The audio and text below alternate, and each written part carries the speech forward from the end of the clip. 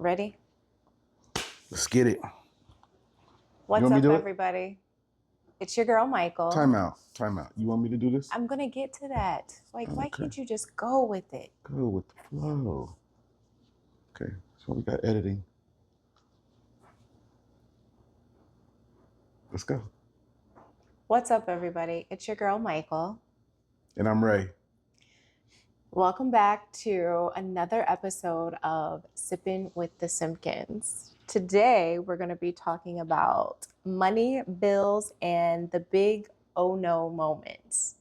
This should be interesting to discuss because we discuss it a lot. In fact, earlier this week, we had a conversation and I was saying something and you were like, would you just stop it? It's not a big deal. Yes. And I'm like, it's money a big deal. Money and bills, man. Yes. It's just money, right? Yes, it's just money. It's just an energy and it Oh, comes and goes. It's that's constantly money. cycling. So I guess we're going to do something a little different today. He's going to do I'm moderating. Okay. the question asking. He's going to initiate the questions and I'll take a go first and then we'll go from there. Let's see how this goes. Money, bills, and the big oh no moments. Money, bills, and the big oh no moments. What are you drinking? What are we sipping on, right? I'm sipping on whatever you made. Whatever I made that he doesn't like, that he saw mine and decided, oh, can I have some too? Yeah, it was a nice little flavor color, peach color. And he's going to waste it. It's cranberry. Money, bills, and the big oh no. The big oh no. Let's get to it. I don't have a lemon in mine. You did me dirty on the lemon. Last time you said it was nasty. What we got? A San Pellegrino. Okay, folks. Question number 1. How did money shape our early marriage? That's one of the things that probably just the growth from literally started from the bottom. Now we here. That's us. Because we had really started with little to nothing. And I mentioned before, there were times where our electricity was shut off. There was some struggle. In the early years, between jobs right after college, you did some work today, pay today, getting up, going 4, 5 a.m. Yes, like it was rough. So I think that grind and that hustle, we both understood. Like after that electricity got cut off and we had a baby, we're like, this is not how we are going to live. It gets better than this. And we were both intentional with it's going to be some hustle, it's going to be some grind, which goes back to some of the stuff that we talked about before about your commitment to going to work. We knew there were going to be some late nights. We knew there were going to be some absences from weekend work, holiday work. We knew that the time that we really needed, because we weren't able to nurture our relationship, it was really one or the other. And we probably sacrificed a lot in the early years in terms of trying to get financially stable versus nurturing our marriage. No, I agree. That was a pivotal part. So really the thing is, if you can make it work when you broke as a couple, then when you get some money, things start to loosen up a little bit. But it was rough in those early years. And I agree, we did sacrifice a lot, or at least I felt like my sacrifice to the family to help put us in a better financial spot. I missed a lot of those things, man, that I can't get back. And that's why I started recording a lot of our sons' soccer games and stuff like that. So I could always go back and look at them. But I missed a lot of stuff. And I think when you're not making a lot of money and you're trying to make the best out of a situation, it could be taxing on a relationship, but it's also those things in my mind now. It's like, I know what it's like to be broke. I know what it's like to struggle. I know what it's like to not have. And I was like, in your head, you're saying, I'm never going back to that. That's the motivation. Yeah. To not go backwards. That's the motivation for me. I can't speak for you, but for me, that's the motivation to keep grinding it out so that we were never in that position again. Sure. So do you remember, and this is really personal. Buckle up. Yes, probably more so for you. But even in those early years, I remember it was important to me because we had already gone outside of the box in terms of what the expectations were from our families with the trajectory of our lives, with having had a child outside of marriage, and then also not truly, like we've talked about before, you nor I had really talked about or thought about what our futures were going to look like individually. So like marriage, kid, like that wasn't a thing until we got pregnant. And then we were catapulted into that. That said, I remember the very early years, we were in a committed relationship, but I had to go down to Job and Family Services for a short period of time for healthcare coverage and also food assistance. And it was the most humiliating thing for me because, again, it was one of those things where I felt like your life, you weren't subject to the same sort of sacrifices that I felt that I was. Going back to, you graduated on time, mine was a little bit delayed. I feel like my life just really shifted, and then I had to do that. But because of that, we were in a committed relationship, and I was like, I'm not going to this. Like, I'm going to the child support office. Remember? Right. And you were like, why are you taking me for child support? Right. When I'm living here, living in, you know what I mean? And we're living together. That was awkward. So that was probably one of the very early, very first financial, aside from just some of the struggles, but like where we had like a huge difference, you never really got it. And my thing was, well, if we're together and we're in the same house, you're getting your money back anyway. You're not losing it. Right. That's just what made sense to me. But I just knew that I was never going to allow myself, I didn't want to keep going to that. I think that was some of the early, probably tensions that happened between us. Yeah, that was quite interesting. interesting. In terms of money, yeah. What do you think was our first budget or financial fight? You think that was it? That wasn't budget or financial. Yeah, I don't know. That was probably one of the early on just financial issues that we had or concerns. But in terms of fights, I don't know.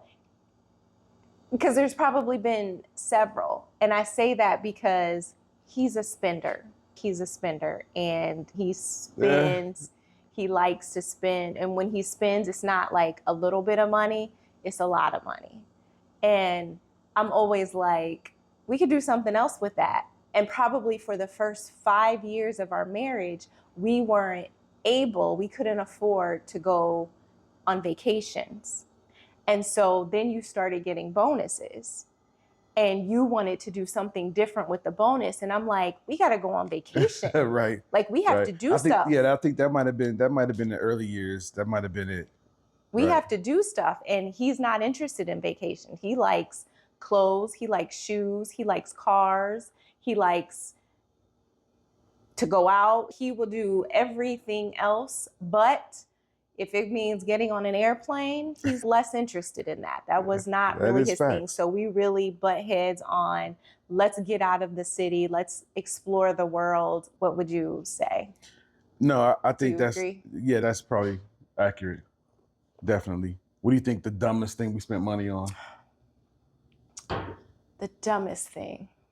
I struggle with this one because I don't remember. There's probably so many dumb things that we spent money on. Because I know what it was. The dumbest thing we spent the money on was the vacation people that called us that we never used it and lost the money. Oh. The folks called, offered a vacation package. We signed up for it, paid for the money, never took the vacation. We had a year to use it and it went away.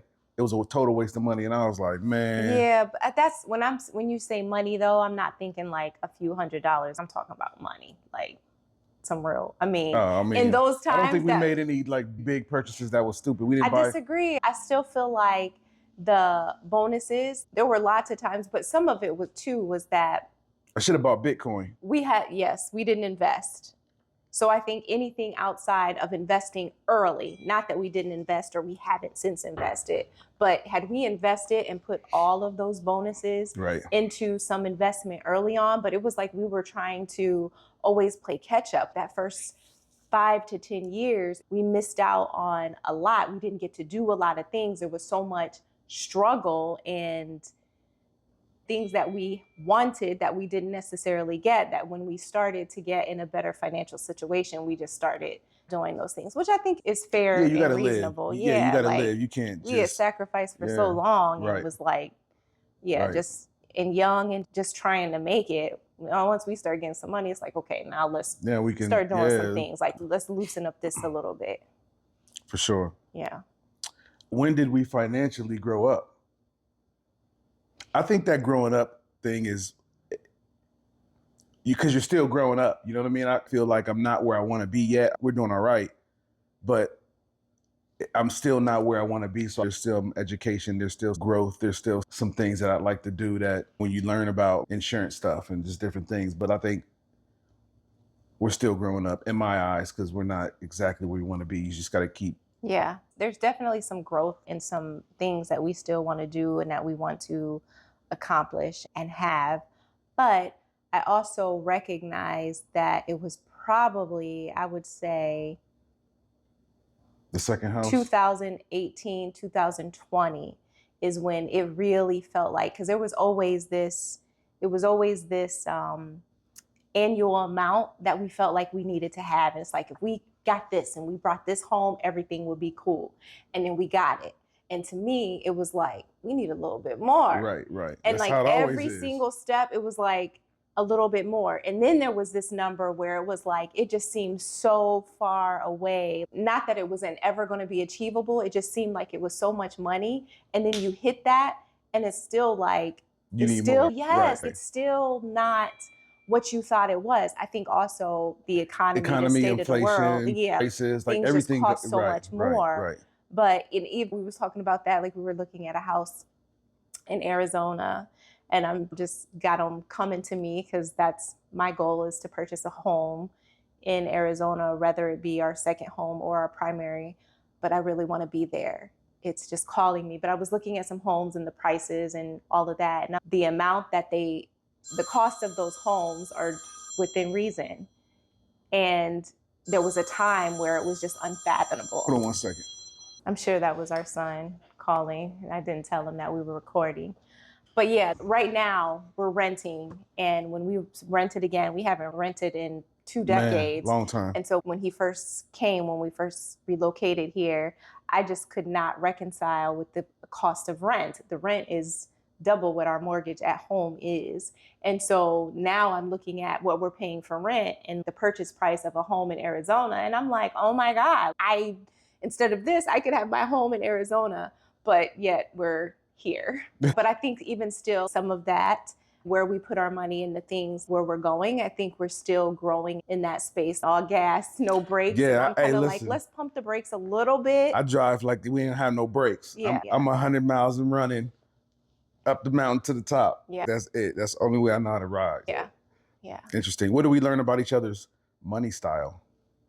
And it could be spending in there. Yeah, I said it earlier. I do like spending. You're a spender. We make it, we spend it. We make it, we spend it is your thing. And my thing is... make it and go on vacation.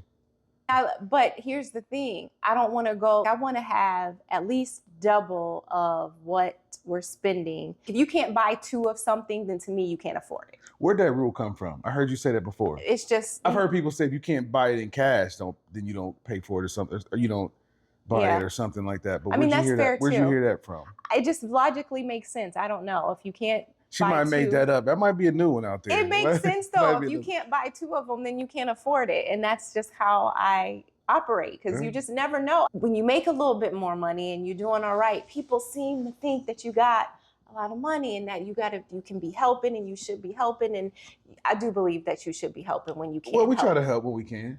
Yes, but it's not like this exponential amount of money where you can just be like, people don't understand bills are still coming in. Yes, and y'all heard from the last stuff is episode, expensive. We're still supporting our son and helping him along his journey or whatnot. So our ability to just financially support other people outside of our son sometimes isn't, it's just not. It's not feasible all the time. We want to help when we can.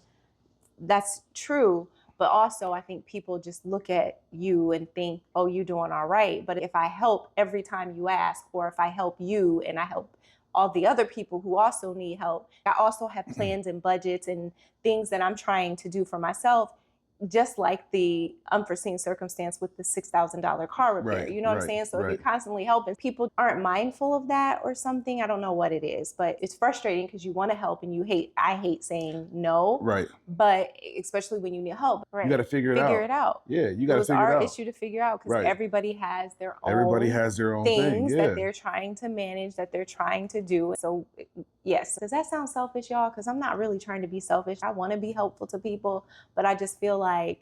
But there's also times where we help people and they say, I'll pay you back and never give you the money back. And I just let it go. But people don't value your money as much as you do. Right. They just think, oh, I could just borrow this money or whatever and not pay you back or avoid you or whatever. That's not cool. Yeah. So because it's principle. Yeah, it's principle. And I tell you all the time, just make sure when you give it, don't expect to get it back. Right. It ain't like there ain't no borrowing. From my book, when somebody says borrow, I'm like, I'll be lucky if you get it back. But the likeliness of you getting it back is like slim to none. And that's the other thing.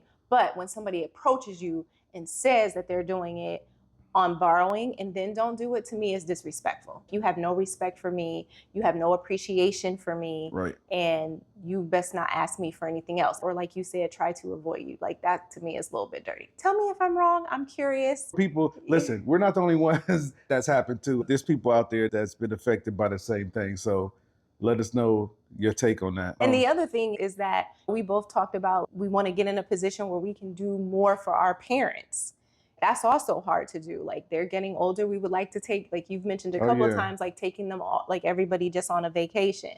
So trying to get in a position where we can do some of those things, take some intention and mindfulness that sometimes you don't think about that I do, like the longevity of saving and buying. If you can't buy two, then it's unaffordable. Like he does impromptu Bucks games, which are my favorite thing. So he's got that in his favor. We just sitting around and it's a home Bucks game. It's like, let's go to a Bucks game. And why not? Before you know it, so anyway. Before you know it, you yelling at money. Players down there. Yes. Which those are fun, by the way. Those are fun. Now, what would you do differently, financial wise? Looking back, aside from, I know you mentioned maybe those bonus checks, we could have stack those away. I think that's the biggest thing. Yeah. I think that's the biggest thing. And that's probably your biggest regret. And I know you were so frustrated with me so many times because I would be like, let's pay it toward a debt. And you were like, let's stack this money. And we always had that push-pull with where to allocate that money. And you've had a lot of money over the years. Well, that's the thing, like with those bonuses. Those are around the times where I started dabbling in stocks. Yeah. And I'm like, I needed to be able to take this money and put it in the stock market. Like we didn't even have it in the early years. Yeah, we should have just used it and put it in stocks. Because there was some stocks out there. I'm talking, and I wasn't putting it in. So I agree. I think that was probably the biggest financial. Yeah. If we could have been doing poor that. Decision that we made. If we did that on the early years, just right off rip, it would have been a game changer today. Right. Like we would have been reaping those benefits today. And that's the hard part because. But it's just money and it's just energy and it comes and goes. It comes and goes. We're way ahead of that. People say that you should buy off your credit cards and then pay them off. You know what I mean? So that one, you're increasing your credit score. We didn't learn that strategy until later. But these are the things that nobody tells Black people that we had to learn and figure out and start doing and getting them rewards benefits and getting them flights for free using them credit cards. I'll be like, hey, Southwest is texting me. we can go here. I can fly here for free.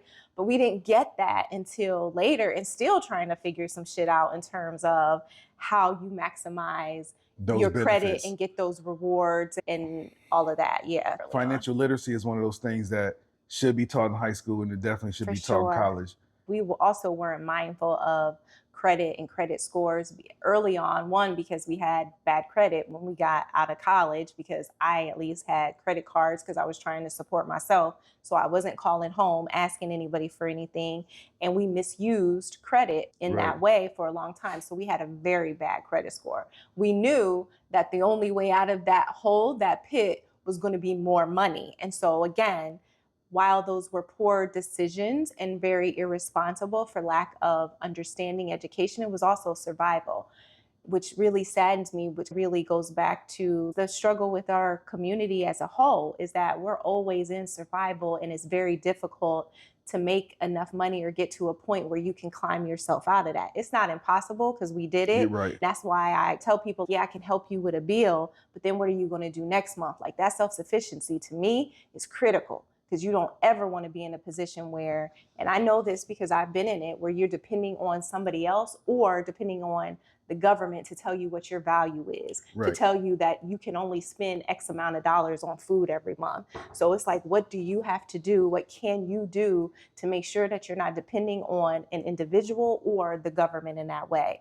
But again, it's difficult because the education isn't there, but we knew right away we were graduating high school, leaving the hood, and we were going to college. That was our ticket to try to do something and figure something out better. And it wasn't easy and it wasn't always fun, but we did it. So it's possible. The other thing is too that nobody really talks about, and I know we're doing some sidebar conversation, but, and you touched on it slightly, it was just like, once we go to college and people say, well, you went to school and you got education, you come out, but they don't realize, there's millions of people who do realize this, but some people don't, is that when you come out of college, you're in debt because you took student loans on. Yeah. So not only did we have a low credit score at the time, Right. you had a bunch of student loans, right? Because we're entering the workforce as professionals now. Student loans out the wazoo, and you got to make enough money to not only pay for your rent and all your normal bills, but the student loan debt that they want their money like yesterday. So those are the type of things that we really had to, it took a while to not only get on pace, but to stay focused on, like you said, it was going to require more money. And we still living with some of that debt. So when we talk about helping people, we still got some of that student loan debt. We made, so. Yeah, that was a whole thing. Yeah, that's a whole thing. So what money moments make us laugh now, but didn't at the time? I'll tell you one. This guy, told you he likes to buy things. What I do? He needed a car. This is true. I already know where you're going. He needed a car. I did. And he was at the car dealership. And somebody pulls up to trade in a car. And he sees the car. Before I know it, I get a phone call and he's like, hey, somebody's here trying to trade in this car. I want this car. He's telling me about the car. It's a drop top. It's baby blue. It's got a aqua blue. Look a little babyish to me, but okay. Aqua blue. And basically a 2-seater. I'm like, did you forget you have a family? Where's the car seat gonna fit? All I saw was 2-seater drop top BM. We had to have it. And it was a BMW. Yeah. I was pissed. You was? That was because we needed a car. Yes. We didn't need a 2-seater basically because nobody could fit in the back seat. And he was young at the time, keep in mind. The car seat, it would be scrunched. His little feet would be on the back of the seats like this. Hey. We never even drove that car. He was riding when he was in there. No, we did not. We did not drive that car. But he bought that car without my, not consent, but without agreeing. We were not on the same page about that purchase. And you went outside of what should have happened for that car purchase. I will say, in my defense, in the court of all who watches these episodes, was he wrong for that? Tell us. Yeah, was I wrong for that or not? I got it on a good deal. It was still a car. I got it on a good deal. I don't remember what that car note was, but it was a big one. It was a 650 BM drop top. I had to have it. In my mind, this goes along with the money thing. For me, it wasn't just about the car or the affordability of the monthly payment that you were making, but it was the practicality of it first and foremost. But then I also think long term, a BMW at that time, they're expensive. Basic maintenance is expensive. Yeah. And to me, that's money out the window that could have been allocated to something, anything outside of a car. I am just much more logical, practical in terms of affordable, I think longevity. And he's like, we can just get a new car every 2 or 3 years. And I'm like, I don't want to pay a car note unless you're paying cash for it. I don't want to pay a car note every year. Then she started driving the car and she comes pulling up talking about, they trying to holler at your girl. She pulling around, I'm cutting grass. She's pulling around the corner with the top down in the summertime talking about, they trying to holler at your girl. And it had rims on it too. I said, nah, you can't drive it no more. It's over. Plenty of those times. It was fun to drive, I have to say. Plenty of those times going out. Yes, it does draw attention, which is probably why he wanted it. Hey, it was nice. It was nice. Fun to drive, for sure. Folks, that's it for today. That's it. We appreciate everybody who's listening.